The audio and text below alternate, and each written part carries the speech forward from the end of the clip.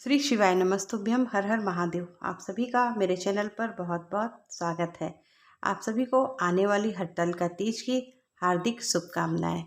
आज की वीडियो में मैं आपको हरितालिका तीज व्रत की पूजा विधि के बारे में बताऊंगी। भादो महीने की शुक्ल पक्ष की तृतीया तिथि को हरितालिका तीज महिलाएं पूरे हर्ष उल्लास के साथ मनाती हैं। आज के दिन माँ गौरा और भगवान शिव जी की विधि पूर्वक पूजा की जाती है। हरितालिका तीज सुहागिन महिलाएं सुख सौभाग्य की कामना के लिए रखती हैं। वहीं कुंवारी लड़कियां अच्छे वर की कामना के लिए इस व्रत को रखती हैं। हरितालिका तीज के दिन महिलाएं नख से सिर तक पूरे 16 श्रृंगार करती हैं और भगवान शंकर और माता पार्वती का पूजा करती हैं।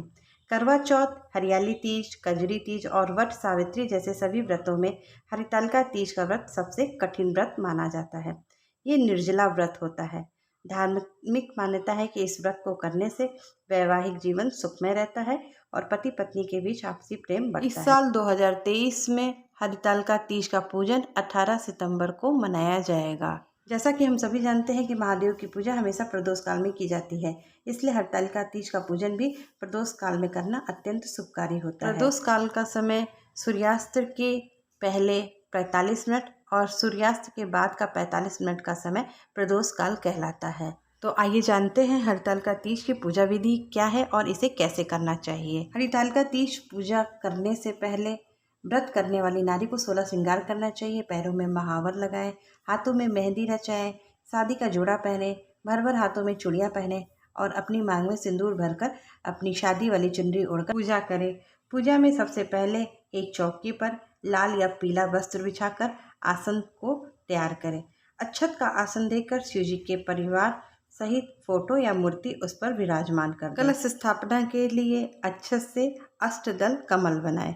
इसके बाद कलश पर कुमकुम से स्वास्तिक बनाएं और इसके घट पर एक कलावा बांध दें। कलश में थोड़ा सा शुद्ध जल और गंगा जल को भरकर इसमें हम एक फूल, एक सिक्का, एक लौंग, इलायची, एक हल्दी की गांठ डालकर आम के पंच पल्लों को अच्छी तरह से सजा देंगे।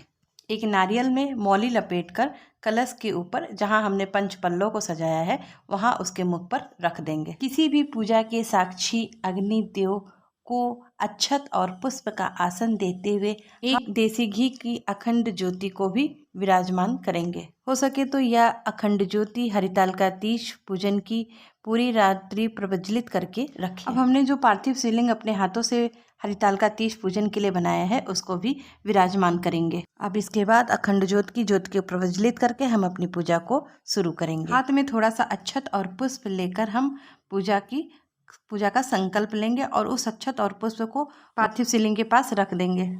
अब एक कलश के जल में फूल डालकर उसी फूल से सभी के ऊपर जल का छिड़काव करेंगे शुद्धिकरण के लिए। अब इसके बाद हम महादेव का जलाभिषेक करेंगे। सबसे पहले हम जल से अभिषेक करेंगे, उसके बाद दूध, दही, घी, शक्कर और शहद से बने हुए पंचामृत का अभिषेक करेंगे। आप चाहे तो इसको अलग अलग करके कर सकते हैं या इन पांचों सामग्री को मिलाकर पंचामृत बनाकर इकट्ठा आप महादेव को पंचामृत अभिषेक कर सकते हैं। यहाँ मैंने इकट्ठा बनाकर पंचामृत अभिषेक कराया है। पंचामृत अभिषेक कराने के बाद हम पुनः जल से स्नान कराएंगे और उसके बाद हम गंगा जल से महादेव जी का स्नान कराएंगे और शिवलिंग को अच्छी तरह से साफ कर देंगे। अब इसके बाद हम बाबा के ऊपर इत्र से अच्छे से मालिश कर देंगे। इत्र समर्पित करने के बाद हम बाबा के शिवलिंग पर अब त्रिपुंड बनाएंगे। यहाँ मैं चंदन से त्रिपुंड बना रही हूँ। चंदन के लिए आप लाल या सफ़ेद चंदन का प्रयोग कर सकते हैं। चंदन से आप त्रिपुंड बनाएं, चाहे तो शिवलिंग पर राम नाम लिखें या ओम लिखें। त्रिपुंड बना लेने के बाद हम महादेव जी के ऊपर अष्टगंध समर्पित करेंगे। अब इसके बाद हम जनेऊ पहनाएंगे और वस्त्र रूपी कलावा समर्पित करेंगे। इसके बाद हम पीला सिंदूर से माता गौरी और भगवान गणेश जी को तिलक समर्पित करेंगे। इसके बाद रोली कुमकुम से सभी का हम तिलक करेंगे। कलश पर भी तिलक करेंगे, दीप पर भी तिलक करेंगे, आम की पंच पल्लों पर भी हम तिलक करेंगे।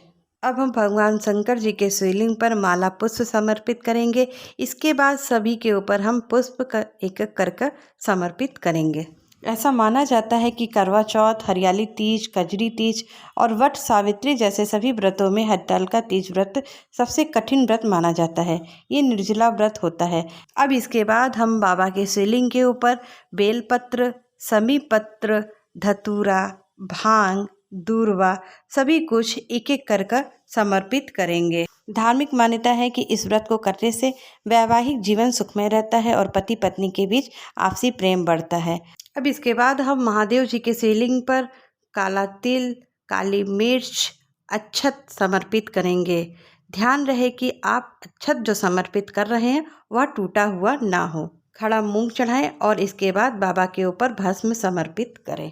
पार्थिव शिवलिंग के साथ साथ फोटो या मूर्ति पर भी सभी कुछ चढ़ाएं, जैसे पुष्प, बेलपत्र, दुर्वा, भांग आदि।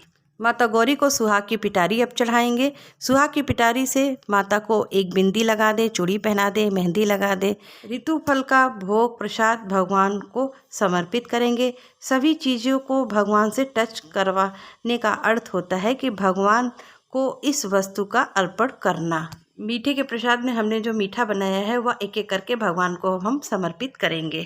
यहाँ पर मैं घर की बनी दूध की बर्फ़ी है और रामदाने की पंजीरी, चूरमा का भोग भगवान को समर्पित कर रही हूँ। मीठे और फल का भोग समर्पित करने के बाद अब हम पान का एक बीड़ा बाबा को समर्पित करेंगे।